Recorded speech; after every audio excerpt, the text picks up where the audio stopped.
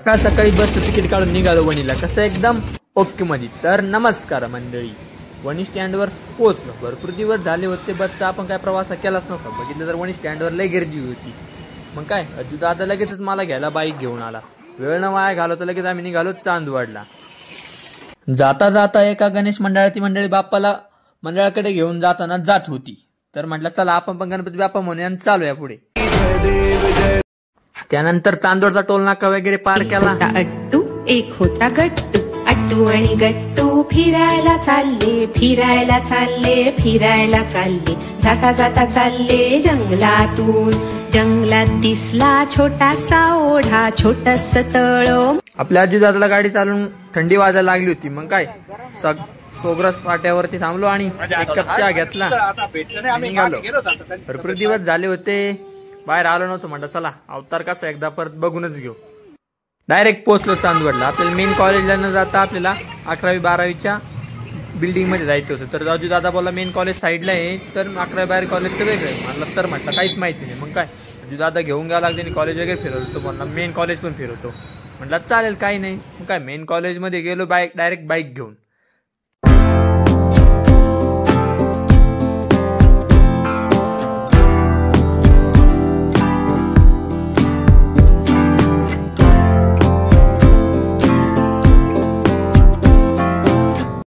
SNJB college सर्व फिरून झाले. निघालो मग चांदवड फिरायला. रस्त्याला जाता जाता कॉलेजच्या मुली रील्स बनवत होत्या. मग काय त्यांना असं निघालो गणपती बाप्पाच्या मंदिराकडे.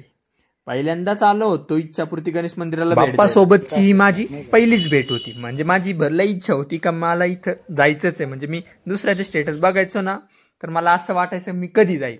तर ह्या योगायोग आला फक्त आणि फक्त माझ्या मित्रामुळे, तो अजयमुळे.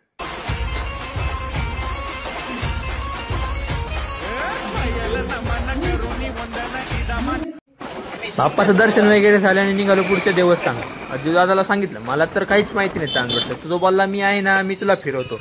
तो गेला मला घेऊन चंद्रेश्वरीला, म्हणजे महादेवाचं मंदिर आहे तिथे. तो बोलला म्हणजे महादेवाचं मंदिर आहे. म्हणजे जाता जाता पावती फाडावं लागते गाडीसाठी. काय पावती वगैरे फाडायला निघालो चंद्रेश्वरी मंदिराकडे.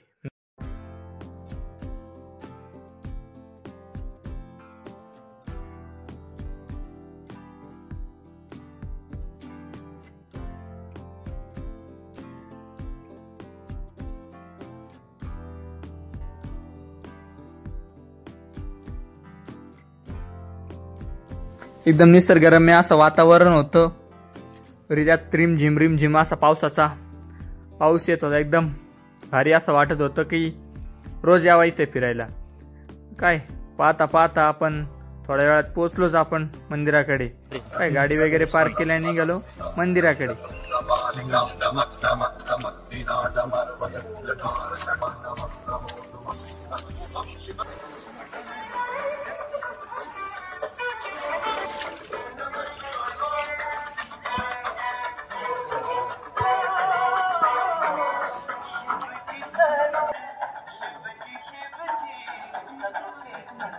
आज 4था श्रावण सोमवार असल्यामुळे काय महादेवाच्या मंदिरात ही गर्दी असते. त्यातले चिमुकले पण आले होते महादेवाचं दर्शन घेण्यासाठी. तेथील महाराजांनी त्यांना प्रत्येकाला एक चॉकलेट देऊन खुश केले होते. तसं आम्हाला पण करावं असं आम्हाला वाटत होतं. दर्शन वगैरे झाले आणि बाहेर आलो. त्यातल्या त्यात एक आजी आणि मावशी होत्या. त्यांचा मोबाईल स्विच ऑफ झाला, तर मग त्यांचे फोटो काढले आणि त्यांच्या नंबरवरती सेंड करून दिले. आणि लगेच अजय म्हणे मंदिराच्या पाठीमागे चल म्हणे, भारी वातावरण म्हणे. आमचा अजू दादा सारखे फोटो काढून मला त्रास दिला. आणि मंदिराच्या पाठीमागे आलो. चांदवडचा व्ह्यू म्हणजे व्ह्यू एक नंबर इथून दिसतो. आणि इथून खालूनच रेणुका माता मंदिराकडे पायी जाण्यासाठी वाट आहे असं अजू दादा सांगत होते. हे सर्व झाले आणि निघालो आपल्या गाडीकडे. वेळ न वाया घालवता लगेच निघालो आपण रेणुका माता मंदिराकडे. तुम्हाला दादा ओळख करून देतो. 2 नवीन भेटलेले मित्र, म्हणजे ते मालेगाव गावातील होते. त्यांची ओळख ही झाली ती महादेव मंदिरामध्ये, ते पण फोटो काढता वेळी. जर तुम्हाला निसर्गरम्य वातावरणाचा आनंद घ्यायचा असेल तर तुम्ही इथे नक्कीच भेट द्या.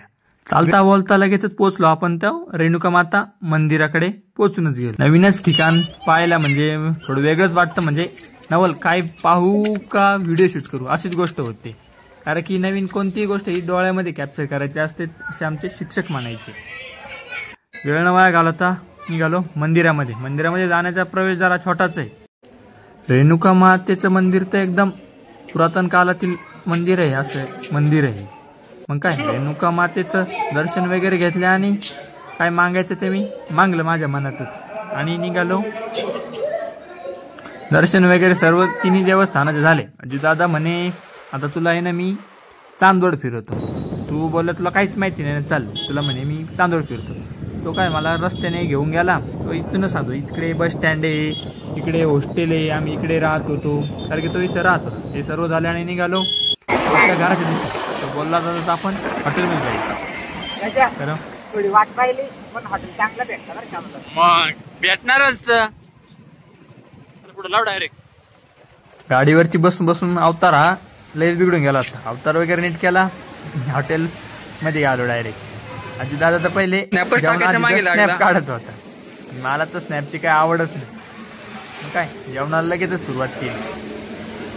जेवण एकदम क्वालिटीवर कसं एकदम लगेच बिल वगैरे पेमेंट केले, निघालो घराच्या दिवसाला, कारण की उशीर झाला होता.